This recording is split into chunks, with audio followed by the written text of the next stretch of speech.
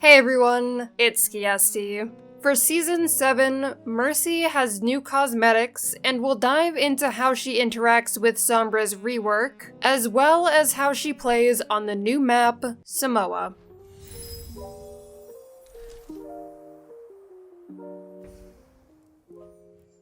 Mercy is receiving a few new cosmetics in Season 7. In the Battle Pass, we have a new voice line at Tier 3. It's the witching hour!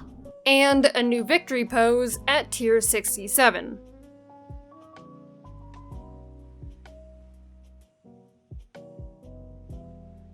In the shop, after 6 years, we've finally got a new Halloween skin, Zombie Doctor. It is not part of the Battle Pass, so assumably it'll be for purchase in the shop at some point during the season. There's no player icon or name card, so I have no idea what it'll be bundled with. Maybe this charm of quote-unquote medicine? Who knows, but I guess we'll find out. Moving on, new abilities means new potential interactions with damage boosts, so how does damage boost interact with Virus? Virus has two components that can be damage boosted: the initial impact damage and the damage over time. Similarly to Sojourn's Snare, Virus's damage will only be increased as long as you are damage boosting Sombra. Once you stop, the damage will cease being boosted. Does damage boosting Virus change any breakpoints? With damage boost, the combination of EMP and Virus is enough to kill a 200 HP target. Without damage boost, Sombra is required to do a bit of additional damage either via her pistol or melee. How easy or hard is it to hit Mercy with Virus in Guardian Angel?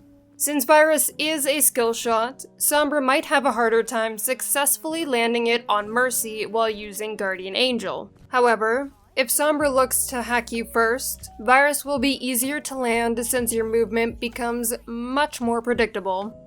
With that out of the way, how does playing against Sombra feel like? Personally, I found Sombra to be less annoying to play against, but keep in mind, I only played roughly 2 hours versus her new rework against other creators as of this video's release.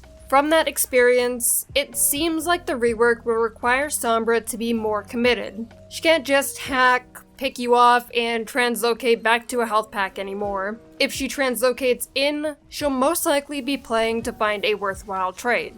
If she's going for you, try to waste her time to give your team a chance to peel back or find value. On a related note, if your team is running a dive composition, the enemy Sombra will be less likely to be in your back line, as she'll be playing more with her team to peel. The removal of Opportunist, Sombra's previous passive, is probably the best part of her rework for Mercy. Since you won't be taking increased damage after being hacked anymore, you'll have more of a chance to live versus her as long as she doesn't infect you with her virus. Building off of what we discussed previously, Virus is going to likely be the most threatening part of Sombra for Mercy. A few tips to help you with that are: 1. Try to be aware of if Sombra is in the area or not, since the hack and virus combo can burst you quickly, especially while you're rezzing. 2. Try to avoid virus at all costs, especially if you've been hacked. And 3. Play around walls for cover from virus and to cut off hacks with line of sight.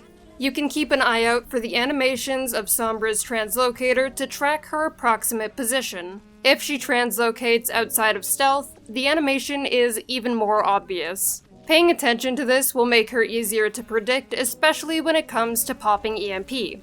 Before moving on to Samoa, if your team has a Sombra, she'll be less likely to hack health packs, so keep that in mind if you're trying to use them to keep yourself alive. As per typical King of the Hill fashion, 2 of Samoa's maps, Beach and Downtown, are playable for Mercy, while the third one, Volcano, will be more of a struggle.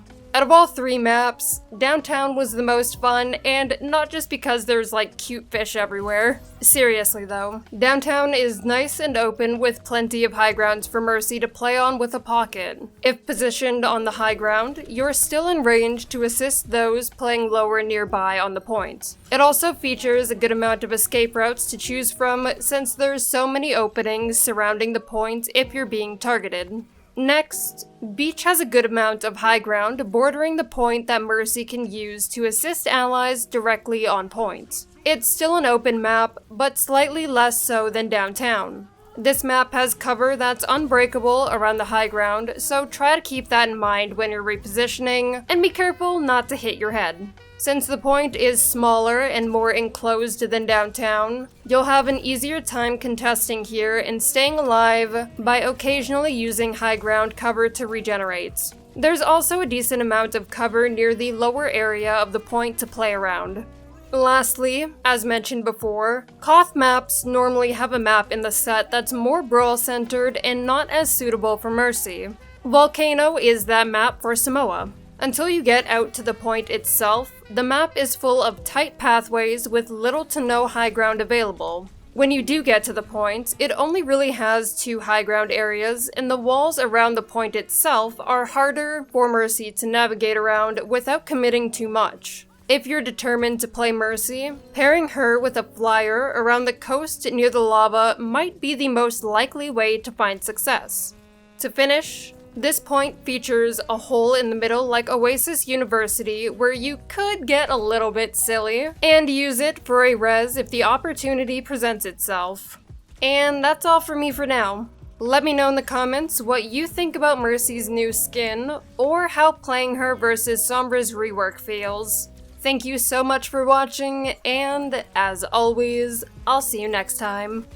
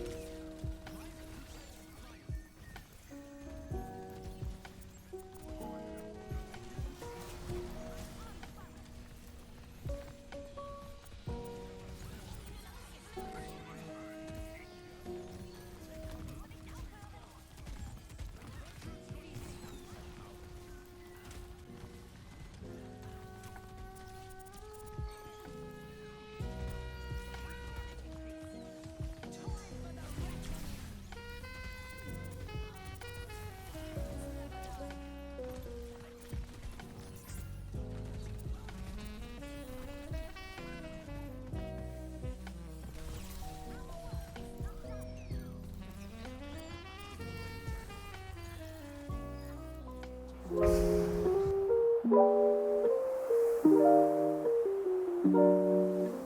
you.